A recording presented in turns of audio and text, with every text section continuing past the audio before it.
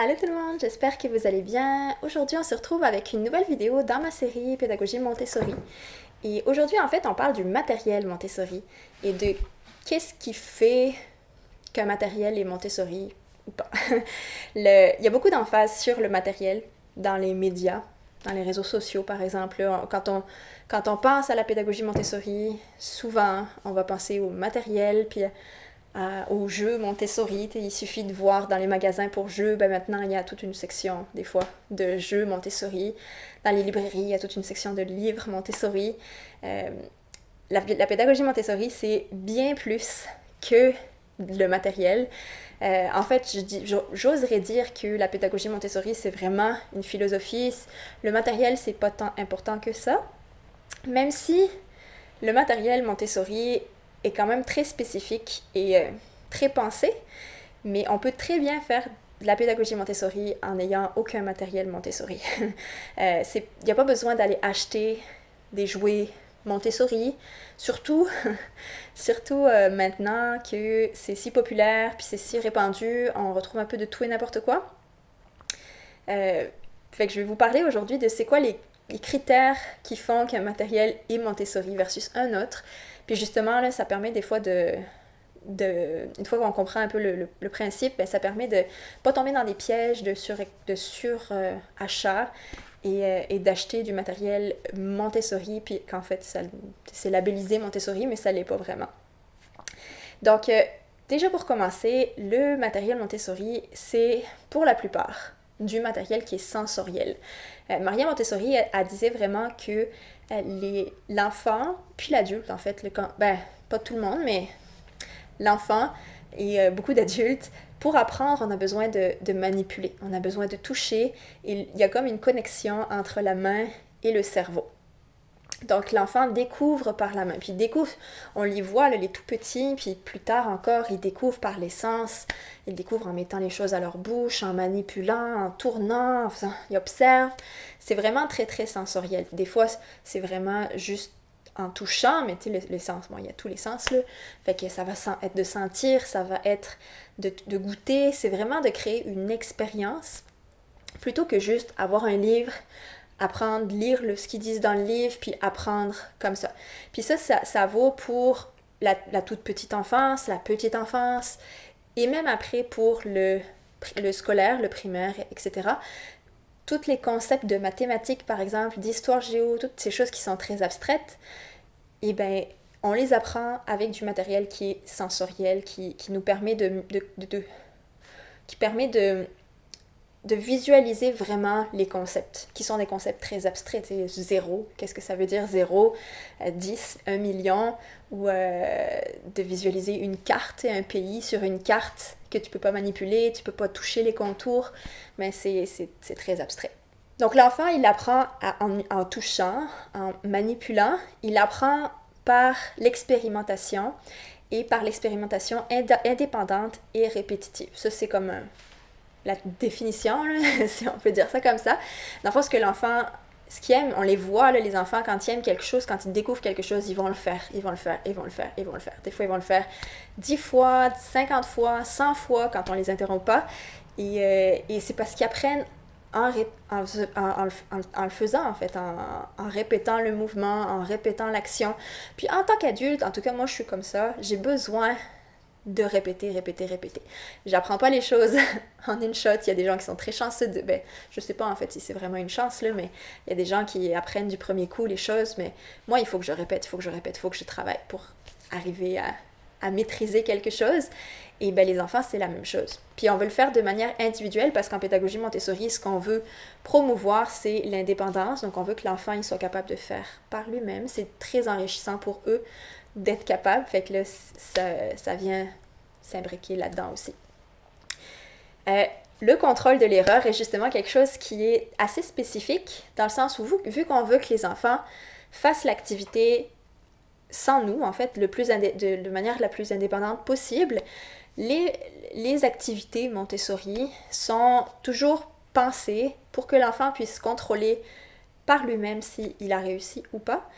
Ça va se concrétiser, par exemple, dans un puzzle ou dans tout ce qui est encastrement, mais si ça rentre pas, c'est pas le bon morceau. Si ça rentre mais que c'est tout lousse, mettons, ben ça c'est pas le bon morceau. Fait qu'il le sait comme ça.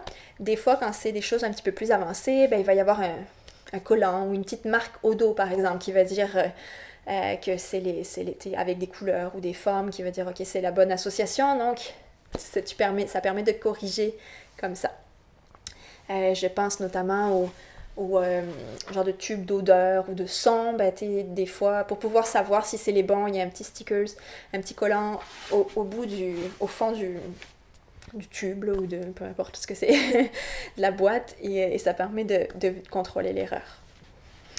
Une autre chose assez spécifique, c'est qu'on isole la difficulté. Ce qu'on veut, en fait, c'est que l'enfant, il travaille sur une chose à la fois. Et ça permet d'avoir vraiment une progression de difficulté. Donc, on n'a pas... le premier exemple qui me vient à l'esprit, c'est les boîtes avec les encastrements de différentes formes. Nous, on en a une où il y a les formes les plus basiques, plus des formes super compliquées, genre un demi-cercle, un pont, puis une étoile, puis une demi-lune, puis des formes plus complexes, là. On s'entend qu'un carré, puis un rond, puis un triangle. Et il y a des couleurs, il y a des formes, sur les formes sont pas toutes de la même couleur, la boîte, il y a des distractions, tout ça, c'est des distractions. Et donc, tu peux apprendre les couleurs, ça passe comme un objet multi-apprentissage, parce que tu peux apprendre plein de choses, mais en même temps, quand on se met à la place d'un enfant qui a un cerveau immature et qui est en train d'apprendre, ben, on lui demande d'apprendre beaucoup de choses en même temps et c'est très difficile. Donc, le matériel Montessori, souvent, ça va être une boîte en bois, par exemple, ou en carton, peu importe si on le fait maison ou qu'on l'achète. Mais ça va être sobre, donc toute la même couleur, puis la balle, mettons, ou le boule, ou le cube, peut être de couleur, ça dérange pas, mais il va y avoir juste une forme par boîte. Et une forme à la fois, on apprend, puis après on peut rajouter 2 formes quand l'enfant maîtrise les 2 formes. C'est vraiment d'y aller avec la progression de l'apprentissage plutôt que tout balancer d'un coup. Et que là, ben, ça fait beaucoup d'apprentissage à faire d'un coup. C'est pas parce qu'on balance tout d'un coup que l'enfant apprend pas. Mais ça se peut que ce soit plus difficile. Tu sais, nous, quand on essaye d'apprendre, je sais pas moi, une langue étrangère, mais on commence par apprendre les couleurs primaires, puis petit à petit, on apprend le vocabulaire, on nous balance pas le dictionnaire d'un coup, puis apprend tous les mots d'un coup, puis c'est beaucoup plus difficile dans ces temps-ci. Donc c'est la même chose avec l'enfant.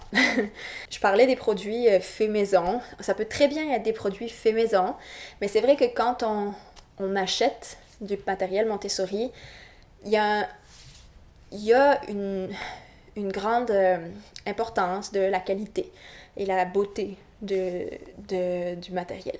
Ça part du principe qu'on respecte l'enfant, puis quand on lui donne juste des choses cheap, ben c'est pas tant montrer du respect, c'est juste on offre des affaires en plastique qui cassent pas ou qui sont pas chères parce que de toute façon il va les casser.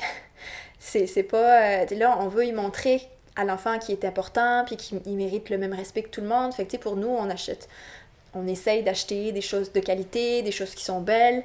Donc, pour l'enfant, on fait la même chose. On lui montre qu'il a le droit d'avoir la même chose. Donc, il y a une grande importance qui est mise sur la beauté puis la qualité. Mais c'est sûr que le matériel Montessori, c'est cher. Des jeux en bois, c'est cher. C'est plus cher que des jouets en plastique, c'est sûr. C'est plus durable aussi dans le temps, fait que c'est sûr que il y a ça à comparer. Ouais, quand on achète, après, on peut très bien faire les choses soi-même. Puis on peut très bien... L'enfant va apprendre de la même manière. Là, moi, ici, j'ai les 2 options de la boîte de couleurs. J'ai les tablettes en bois qui ont coûté, je ne me souviens plus, mais ça a coûté quand même de l'argent. Je sais pas, c'est peut-être une quinzaine de dollars, mais ça reste ça. Puis j'ai la version faite maison avec des échantillons de peinture que j'ai pris gratuitement à la quincaillerie puis que j'ai plastifié. Il apprend de la même manière. Là. C'est sûr que il n'y a pas le toucher du bois, il n'y a pas l'expérience, c'est pas aussi beau, c'est pas aussi esthétique pour nous sur l'étagère que les belles petites tablettes en bois comme ça. Mais l'enfant, il apprend pareil. Fait que essayer de trouver un juste milieu. Il y a du matériel que je trouve plus difficile à faire maison. Mais il y a du matériel qui se fait très bien et selon moi qui ne justifie pas l'investissement quand on n'a pas une école Montessori puis qu'on n'a pas un budget infini, ce qui n'est pas notre cas. Donc la beauté et la qualité, ça vient vraiment faire référence à la notion de respect qu'on donne à l'enfant. Et aussi, il y a le fait que on favorise beaucoup les matériaux naturels. C'est pas juste Montessori. Si on va dans les écoles Waldorf, par exemple, il y a beaucoup d'emphase mise sur le naturel. Tout ce qui est en bois, il y a tout un aspect sensoriel aussi. Le toucher n'est pas la même. Toucher du plastique versus toucher du bois. Ben, pour un enfant qui découvre les textures, qui apprend beaucoup par le toucher, ben c'est vraiment pas la même expérience. Donc, oui, on va favoriser les matériaux naturels. Moi, je pense que c'est d'autant plus beau. Et en même temps, c'est plus durable aussi. Du plastique, c'est cheap, puis ça va bien pour certaines affaires qu'on trouve plus difficilement en plastique, qu'on trouve plus difficilement en bois. Mais des jouets en bois, ça dure beaucoup plus longtemps. Fait, quand on a plusieurs enfants, par exemple, ben, ça justifie un certain investissement, selon moi. Fait c'est tout ce que je voulais vous dire pour aujourd'hui. Si jamais il y a des trucs que j'ai oubliés puis qui vous viennent à l'esprit, n'hésitez pas à le faire savoir, mais je pense que j'ai pas mal fait le tour de la question. Comme je le répète, là, vraiment, on n'a pas besoin du matériel Montessori pour faire de la pédagogie Montessori. Il y a de la pédagogie Montessori qu'on peut faire complètement à l'extérieur sans aucun matériel.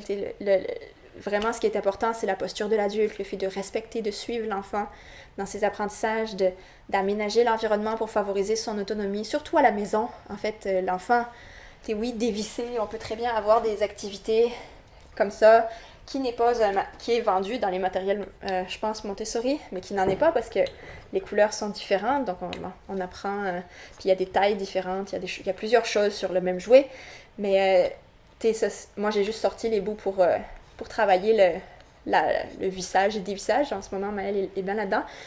Il va pas tant sur son jouet. Ce qu'il aime, c'est dévisser des bouteilles, c'est dévisser la gourde, c'est dévisser des pots où il y a ses collations en dedans. T'en as pas besoin d'avoir le matériel Montessori. L'enfant va trouver une manière de travailler toutes ces choses-là dans des activités de la vie pratique, de la vie courante. Il va d'autant plus les apprendre comme ça qu'en faisant une activité.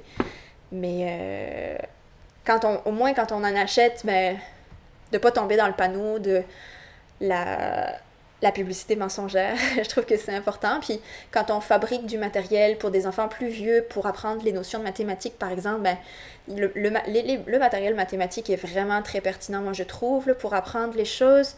C'est des notions hyper complexes, hyper abstraites. Et je trouve que le matériel Montessori est très bien pensé pour les mathématiques, entre autres.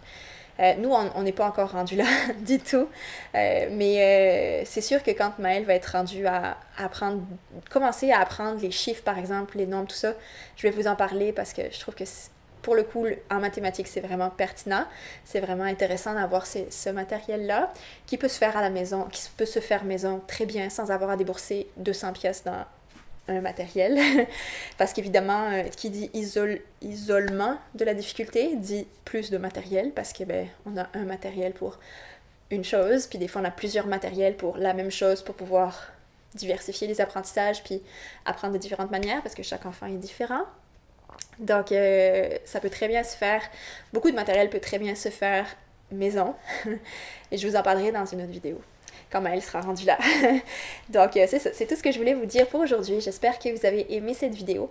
Si jamais c'est le cas, n'hésitez pas à la liker et à vous abonner à ma chaîne aussi si vous ne l'êtes pas encore. Dans le fond, sur ma chaîne, je parle de parentalité bienveillante, de pédagogie alternative et de tout ce qui a trait de près ou de loin à l'enfance. Donc, si jamais ce sont les sujets qui vous intéressent, n'hésitez pas à vous abonner. Et c'est tout, on se retrouve dans quelques jours avec une nouvelle vidéo. Bye bye!